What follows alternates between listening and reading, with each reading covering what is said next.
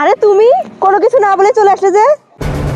হ্যাঁ আমি আসলে কি বলতো, ওখানে আমার কিছু সমস্যা হয়ে গিয়েছিল তো, তাই আর কি চলে আসতে হলো। আরে সমস্যা হয়েছে মানে? কি সমস্যা হয়েছে তোমার?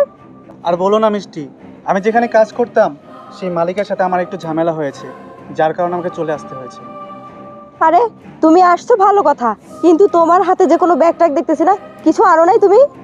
আরে কি বলছো তুমি, আমি এখানে যে আসতে পেরেছি সেটাই তো অনেক। তুমি কি জানো আমি কতটা কষ্ট করে এখানে এসেছি? তুমি বলছো কিছু নিয়ে আসিনি, ওখানে আমার অনেক বড় ঝামেলা হয়ে গিয়েছিল। আমি আমার বন্ধুদের কাছ থেকে টাকা পয়সা ধার করে এনে তারপর এখানে এসেছি। কি টাকা পয়সা আনো নাই মানে? এই তুমি আজ 5 বছর ধরে বিদেশে থাকো, এর ভেতরে তুমি আমাকে তো কিছুই দাওনি, একটা স্বর্ণের গহনাও দাও নাই, আর তুমি এখন খালি হাতে আসছো আমার বাসায় না? এই তোমাকে দেখে আমি পূজা করবো নাকি? আর তুমি কি তোমার চেহারা দেখানোর জন্য আসছো আমার এখানে? এই মিষ্টি, তুমি আমার সাথে এভাবে কথা বলছো কেন? 5 বছর পর আমি এই বাড়িতে এসেছি, আর তুমি কিনা শেষ পর্যন্ত আমাকে বলছো আমি তোমার জন্য কি কি নিয়ে এসেছি।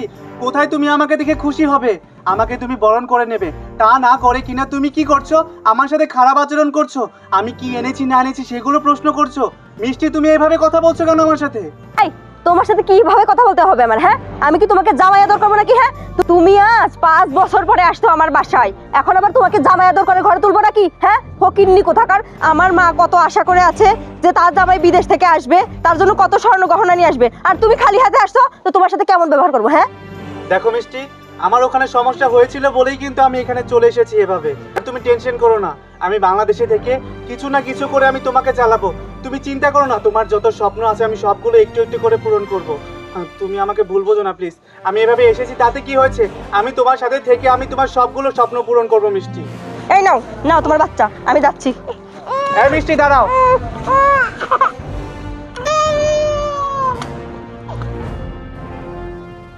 মিষ্টি, তুমি না বলেছিলে তুমি আমাকে ভালোবাসো, আমার জন্য তুমি সব কিছু করতে পারো, আর তুমি এখন কি করছো? তুমি আমাকে বলছো আমি বিদেশ থেকে কিছু আনতে পারিনি বলে তুমি এই দুধের বাচ্চাকে আমার কোলে দিয়ে তুমি চলে যাচ্ছিলে। হায় রে মা, তুমি নাকি তোমার মেয়েকে অনেক ভালোবাসো, আমাকে ভালোবাসো, তুমি ভেবেছো আমি বিদেশ থেকে কিচ্ছু আনিনি, এর জন্য তুমি আমার মেয়েকে আমার কোলে দিয়ে আমার কাছ থেকে চলে যাচ্ছিলে।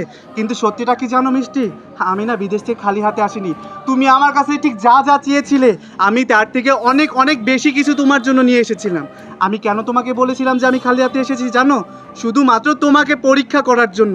আর সেই তুমি কিনা আমার পরীক্ষায় পাশ করে দিয়ে আমাকে হারিয়ে দিয়ে তুমি এখান থেকে চলে যাচ্ছ। আরে মিষ্টি, আমি ভেবেছিলাম তুমি হয়তো বলবে যে তুমি খালি হাতে এসেছো তাতে কি হয়েছে, আমি তো তোমাকে ভালোবাসি, আমি তোমাকে নিয়ে সুখেই থাকবো। আর সেখানে কিনা তুমি আমাকে রেখে আমার সংসার রেখে চলে যাচ্ছিলে তোমার মতো মেয়ের সাথে। আর যাই হোক, সংসার করা যায় না, কারণ প্রবাসে আমি এত কষ্ট করেছি, কখনো আমি তোমাকে বলিনি যে মিষ্টি আমি অনেক কষ্ট করছি। ওখানে আমি কত কষ্ট করেছি তুমি সেটা জানো না মিষ্টি।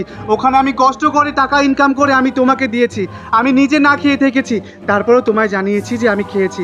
আরে এত অসুস্থ থেকেছি, তারপরেও একবারের জন্য তোমাকে আমি জানাইনি যে আমি অসুস্থ আছি, যাতে করে তুমি কষ্ট না পাও। আর সেই মিষ্টি কিনা সামান্য কিছু উপহারের জন্য, সামান্য কিছু চাহিদার জন্য আমাকে রেখে, আমার বাচ্চা রেখে, আমার সংসার রেখে, আমার এই ভালোবাসার ঘর রেখে চলে যাচ্ছিল।